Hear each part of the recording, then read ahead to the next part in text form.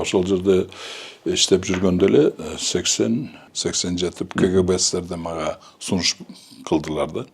Ошо кантип мына 83төн 87ге чейин сиз аэропорт Манаста инженер болуп иштедиңиз. Ошол иштеп жүргөндө, ошол где-то 86 болсо керек, мага сунуш түшкөн да. Султан давай эмеге өт деп. КГБга өт. КГБга өт. А эмне кантип инженериядан КГБга?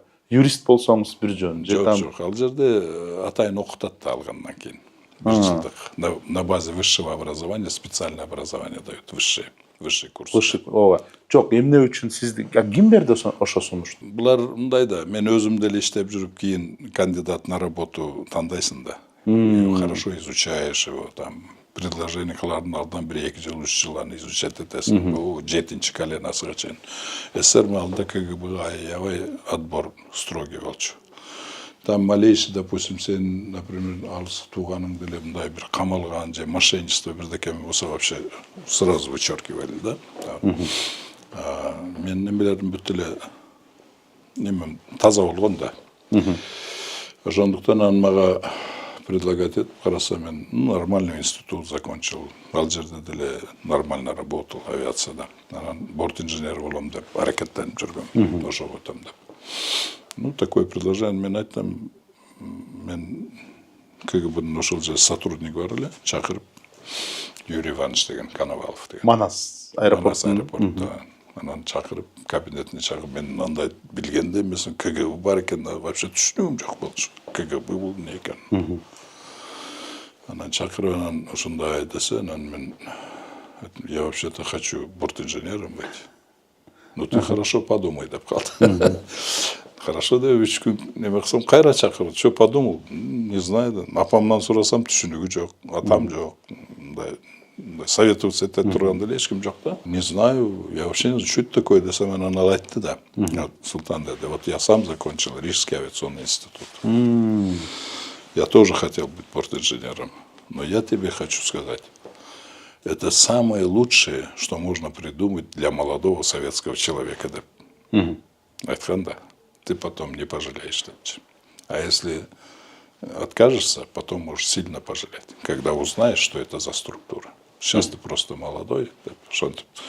Эме кылгандан хорошо деп анан неме болуп, анан 1 жыл документтерди аяк ташып жүрүп, Харьковда авиационный институтта командировкада жүрсөм, ошол жерден чакыртып алып, срочно учуп кел деп эле, чакыртып алып туруп эле, эртесине эле Киевский жанагы высший курсы КГБ СССРге жөнөтүп берген да, на базе высшего образования. 2 жыл окудуңуз, 87-88 Киевдеги высший курсы КГБ СССР. Аяк жактан профессиональный контрразведчик деген эме менен чыктыңыз, Это контрразведательная школа болчу да. Чалгынчыларга каршы, Ооба, чалгынчыларга каршы. Анан жанагы алардын эмеси бар. Эң жакшы чалгынчы бул контр чалгынчы. Ооба, ошол кармаган неме да. Эң жакшы контр чалгынчы бул мурдагы чалгынчы деп. Ошондой эме бар да. Себеби деген алардын чалгынчыларын бүт барды признактерин окуйсуң да, кандай эмне деп мындайча айтканда. Ал жерде вообще КГБнын школасы бул мощный школа да. Ошону айтып берсеңиз кеңири. Мощный школа да. Мен мындай жалпысынан эле айтайын. Ал жерде, во-первых, мындай да, эч ким мындай оку деп заставлять этпейт да. Окусаң, окубасаң сразу кууп чыгат. Вообще. Ал жерде 4 деген баа жок. Только 5ке окушаң керек. Дисциплина экен да. Дисциплина мощная. Анан ал жерде эртең менен саат 5тен турасың.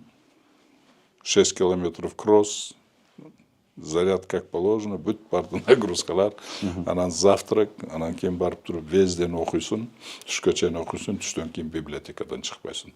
Самый главный, мощнейшая библиотека да. Мен ошондо, мен мисалы институт окуганда өзүмдү мындай заставлять этип окучумун да, күчкө салып.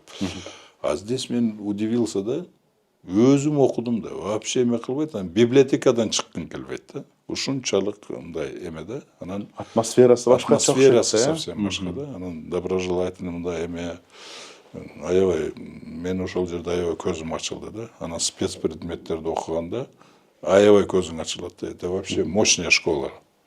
И политическая, и жизненная школа, это очень мощно. Анан кийин иштегенде еще, к сожалению, ал эмелер бүгүнкү күндө к сожалению, утрачены эти традиции. Психология жағынан дағы көп әңгімелер Психология, да. адамдың психологиясын білу. Анткени Да. чалгынчыны кармаш оңой эмес да, ал да Конечно, профессионалдар. Анан психология мен негедир мени эме кылганы именно психология. Анан практический психология кызыктырды да. Ошол жерде анан кийин жанагы знаменитый Зигмунд Фрейд, анан ошол сыяктуу эмелерди мен ошол жерде окудум. Зигмунд Фрейдтин иштери баары да засекречен экен да. Официальный бир Ал убакытта, 10% официальный. Калганы 90% акасы бүт баары засекреченный турбайбы. Ошолорду Зигмунд Фрейдти, анан кийин жанагы ал жерде психология ребенка, психология женщины, психология там туда по возрастному, по половому признаку, по национальному признаку толтурады. Ушунчалык кызык да. Ушунун баары 2 жылда окуп бүткөнгө үлгүрөт бекен иши. Жок, аны мындай да, ал жерде мисалы жалпы бар, окуй турган предметтер бар, специальный предметтер бар да. Вот. Анан өзүм тандай турган. Например, психология я сам выбрал. Ошондуктан мен аны целинде правильно окугам да, психологияны. Ошондуктан ал жерде көп нерсени айтып бере албайм, к сожалению. Мындай эле айтып берип атам да. А эмнеге айтып бере албайсыз? Уже ал өлкө жок, СССР жок, КГБ жок. Жок, өлкө жок болгону менен бул мындай да. Как говорят, спецслужба, разведка, контрразведка такая же древняя, как проституция дегендей. Бул баардыгы принциптери бир да. Мисалы капиталистический мамлекет болобу, же бул болобу. Азыркы биздин менимче болобу, принципы работы одни и те же. И они считаются, ну, как бы, секретными, да. Ал жерде азыр мен анча-мынчасын муну да шылтоо кылып дагы эме кылып мага киришип жүрбөсүн, эмесин раскрывать. Мен сиздерге азыр общий эле нерсени айтып берип атам да. Андан кийин карьераңызга таасир эткен эң негизги кайсы сабакты алып чыгдыңыз ушул КГБ школасынан? Психология. Мында адамдарды билүү, ким кандай, Да, ким кандай. Анан жанагы, анан психология талбый деген бар. Мисалы группанын психологиясы бар. Например, талпа менен кантип иштеш керек, группа менен кантип иштеш керек. Анан сиз саясатчы болгондон кийин ошол мектеп жардам бердиби сизге? Конечно, да. Губернатор болуп жүргөндө, депутат болуп жүргөндө. Ал жерде эң негизгиси мага бүт бардыгы школа дегеним себеби бар жокто жардам бергени, губернатор болгонума деле, кийин советник болуп жүргөнүм деле бардыгы анан турмушта деле эме кылганы. Там учат системный подходко, да? Системный подходко. Мисалы, биздин кураторубуз болчу, биздин курстун Александр Андреевич деген, уже фамилиясы эсимде жок. Ошол мен группанын командири болчумун да. Группанын командири болчумун. Анан экөөбүз мындай эме секириничте отуруп калдык. Анан уже бүтүп атканыбызда отуруп анан айтып атпайбы. Вот запомни одно, дейт. Вот любую проблему можно решить, дейт. Нет неразрешимых проблем. Любую проблему, оперативную или жизненную, можно решить. Только нужно, Султан, чуть-чуть подумать, деп. Сюда. Ошол эле, казалось бы, да? Жана кичине ойлонсоң дейт, обязательно чечесиң деген да. Вот ошондой моменттери бар да.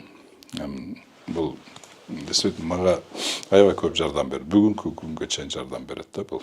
Анан системный подход болгондон кийин любой проблеманы системный чечесиң да. Системный карайсың. Ошондуктан мен көп нерсени мындай биринчи изучать этип, могун эле могун жок, маягында карашым керек, биягында карашым керек деп мен көбүрөөк ойлоном да. Мисалы бир чечим кылганга андай дегендеги. Но бирок эгер мен чечимди ойлонуп туруп эме кылсам, аны тез бесповоротный жасайбын да. Ошентип үйрөткөн бар. Нонсенс.